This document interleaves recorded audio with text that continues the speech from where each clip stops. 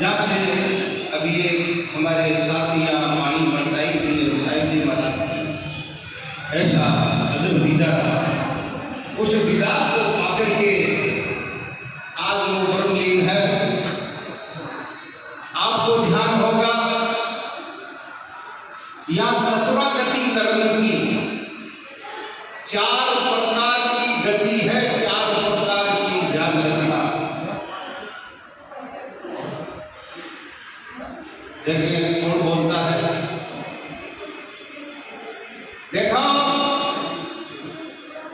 84 लाख योनि भोग करके आपको और हमको ये नर जन्म की प्राप्ति हुई है। प्रथम तो उसका ध्यान रखना, धोखा खा जाओगे।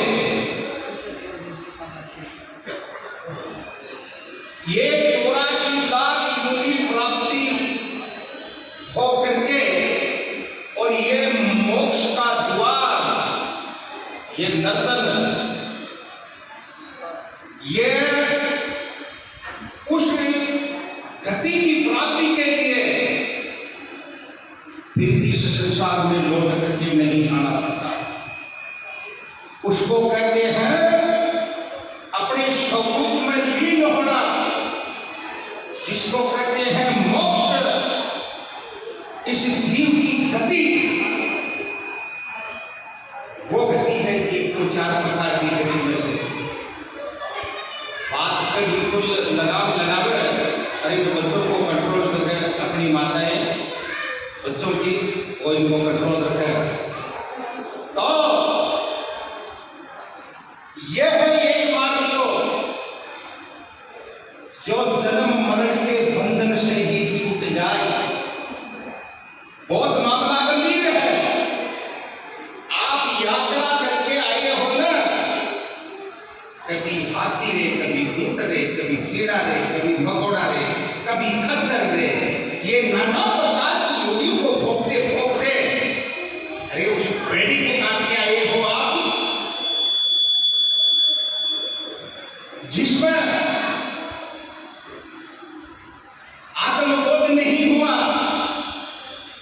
तो उसी जगह जाना पड़ेगा। ये शरीर छूटते ही दुनिया प्रारब्ध पहले बड़ा शरीर, ये पहले हमारा मामला तैयार है कि हम कौन सी जगह हमको जाना है। तो एक तो मोक्ष का मार्ग, विधि लोक तक जाकर पुनी फिर जन्म पाते ये भी, मगर पा गए अर्जुन मुझे, वो फिर जन्म कभी पाते नहीं। वो फिर कभी जन्म, विधि कहते हैं ब्रह्मा जी को, ब्रह्मलोक तक जीव लौटता है, विष्णु लोक से लौटता है, शिव लोक से लौटता है, मगर उस आत्मस्पद की प्राप्ति करने के बाद में फिर ये जीव धरा पर लौट करके नहीं आता। वो है मोक्ष। और ये तो बड़ी भारी बात है सज्जनों, ये तो मामला बहुत गंभीर है।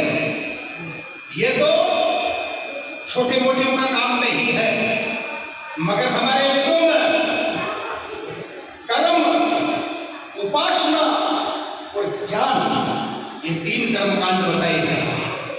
और 3 ही हमारे बीमारी है, मल, विक्षेप और आभरण शक्ति। ये 3 अनादिकाल से जीव के बीमारी लगी हुई है। मल, विक्षेप और आभरण शक्ति और कर्म और उपासना और ये ज्ञान शक्ति, पहले हमें कर्म की ओर ध्यान करना पड़ेगा। ऊपर जाने के पहले हम कर रहे थे क्या है, हमें विचार